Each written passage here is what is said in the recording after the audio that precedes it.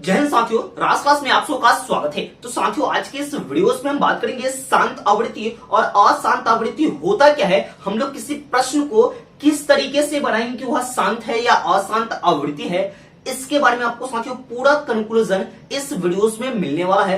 पूरी basic to advance दूंगा। पहले शांत आवृत्ति होता क्या है, अशांत आवृत्ति होता क्या है, इससे प्रश्न को हम लोग बनाएंगे और पूरा कंक्लूजन मेरे दोस्त आपको पूरा कॉन्सेप्ट इस वीडियोस में मिलेगी। अगर जे आप हमारे चैनल पर नए हैं तो चैनल को सब्सक्राइब कर लेंगे, बेल नोटिफिकेशन ऑन कर लीजिएगा ताकि मेरे वीडियो का नोटिफिकेशन मेरे दोस्त सबसे पहले आपको मिलता रहेगा। तो पहले हम लोग समझेंगे शांत आवृत्ति, यानी शांत आवृत्ति होता क्या है मेरे दोस्त। शांत आवृत्ति के बारे में समझेंगे। तो यह भिन्न संख्या के बारे में साथियों इसमें हम बात करते हैं। किस बारे में बात करते हैं? तो भिन्न संख्या। तो आप जानते हो कि भिन्न संख्या किसे कहते हैं? जो अंश बटा हर के रूप में रहता है उसी को हम लोग भिन्न संख्या कहते हैं। जैसे ही आप समझ जाएंगे भिन्न संख्या होता क्या है तो शांत और अशांत आवृत्ति आप चुटकियों में समझ पाएंगे। तो भिन्न संख्या अंश बटा हर होता है। तो शांत आवृत्ति कहता क्या है, इसका परिभाषा क्या कहता है कि कोई भी भिन्न संख्या जिसमें हर का गुणनफल 2 और 5 यानी जो हर है इसका गुणनफल कितना होना चाहिए? 2 और 5 का गुणनखंड होगा यानी गुणनफल होगा, तभी वह शांत होगा। यानी वैसे संख्या जिसके हर में 2 और 5 का गुणनफल हो या गुणनखंड हो तो वही क्या होगा? कौन होगा? तो वही आपका क्या कहलाएगा? तो शांत आवृत्ति कहलाएगा।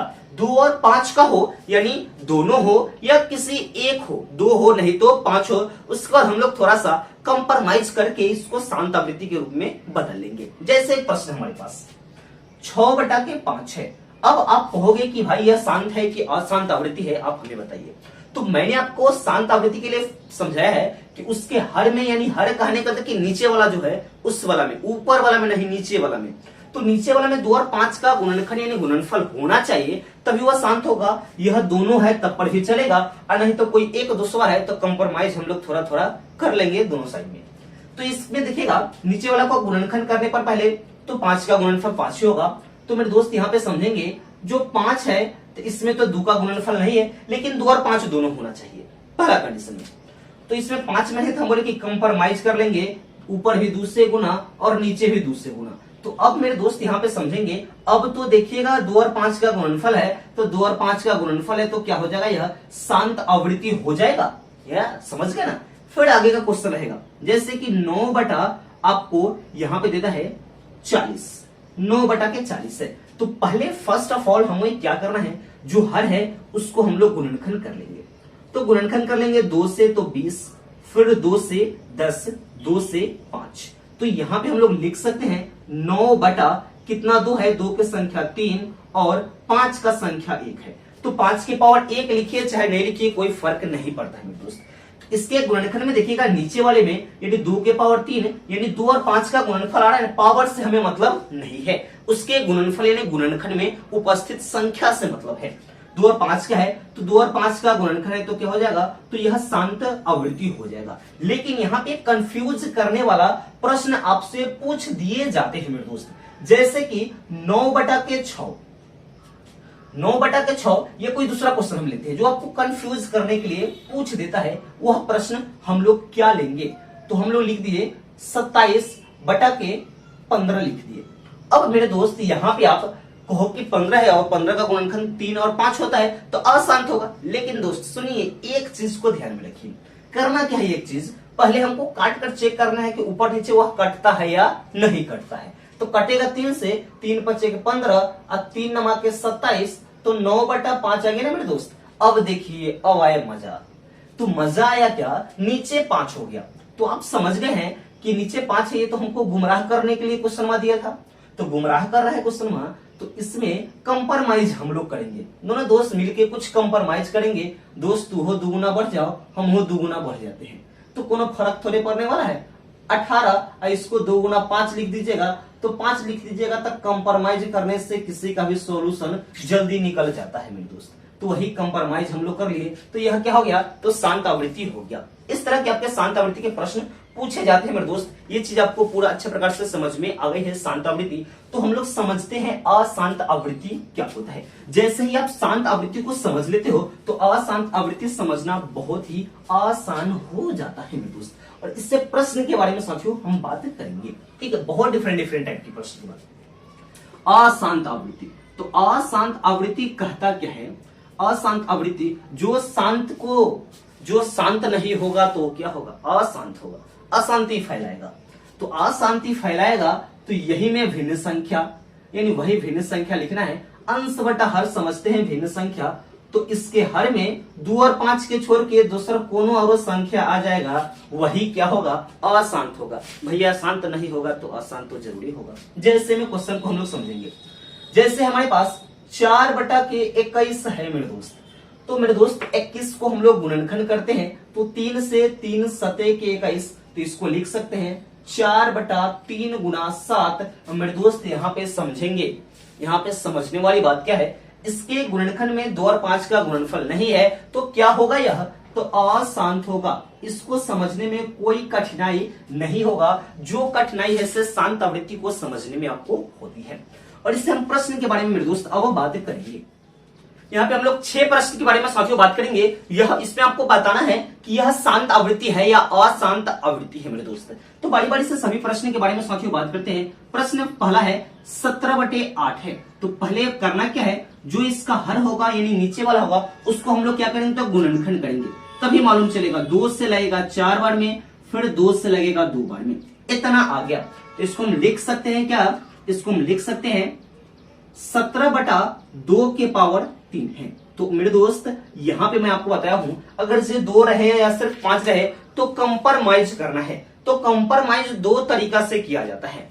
एक 5 ऊपर नीचे लिख दीजिए, या अब दूसरा एक और बात को ध्यान रखिएगा, इसका पावर जितना है ना उतना ही आप 5 के पावर लिखिए, यानी 5 के पावर 3 लिखिए अप और डाउन, या 17/2 के पावर 3 है। तो आपको मन है कि हम एक 5 लिखते हैं, तो एक 5 ऊपर और एक 5 भी नीचे लिखिए, तब पर भी मेरे दोस्त आपका यह शांत ही होगा। इससे कोई दिक्कत वाली बात नहीं है मेरे दोस्त। प्रश्न नंबर इसका सेकंड देखेंगे। ये मैं आपको समझा दूं कि अभी आपको बुक में इस तरह के भी कभी दिए रहते हैं या कोई कॉन्सेप्ट आपको इस तरह से समझाएंगे, तो दोनों आपको कॉन्सेप्ट यहाँ पे समझ में आ गया है मेरे दोस्त। क्वेश्चन नंबर देखिएगा 2, यानी 2 के पावर 3 और 5 के पावर 2। ये तो प्रश्न देखते ही मालूम चलता है मेरे दोस्त कि क्या होगा, क्योंकि इसमें गुणनखंड ऑलरेडी दिया हुआ है, इसलिए यह प्रश्न आपका शांत है। प्रश्न नंबर 3 को देखेंगे। क्या है? 35/50 है। तो 35/50 है तो हमको पहले यहाँ पे कुछ कटेगा मेरे दोस्त। काटेंगे 5 से, 5 दही के 50 और 5 सते के 35, यानी 7/10 है। तो हमें गुणनखंड किसको करना होगा? तो 10 का गुणनखंड करना होगा। तो 10 का गुणनफल यानी 2 से 5, यानी इसको हम लिख सकते हैं 7/2 गुना 5, और 2 और 5 का गुणनखंड है, यानी गुणनफल चाहे गुणनखंड है, तो क्या हो गया? वह शांत आवृत्ति। प्रश्न नंबर 4 को हम लोग समझेंगे। क्या है प्रश्न नंबर 4? कितना? 6/15 है। तो मेरे दोस्त यहाँ पे देखिएगा, यह हमें कटने वाला है। 3 से कटेगा 3 दूना का 6 और 3 पचे के 15, यदि इसको 2/5 लिख सकते हैं मेरे दोस्त। अब 5 का गुणनखंड तो 5 होगा, तो यहाँ पे मेरे दोस्त इसमें नीचे वाले में 2 वाला नहीं तो कंप्रोमाइज करना होगा। 1 2 से नीचे गुना और 1 2 से ऊपर गुना। इसको ऊपर वाले को आप गुना करके भी लिख सकते हैं, 2 दूना 4। इसको सजा के लिख सकते हैं 2 गुना 5। तो यह कौन सा आवृत्ति हो जाएगा? तो यह शांत आवृत्ति हो जाएगा।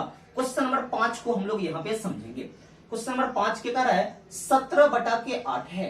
तो 17/8। तो 8 का गुणनखंड करेंगे 2 से 4, फिर 2 से 2 हो जाएगा।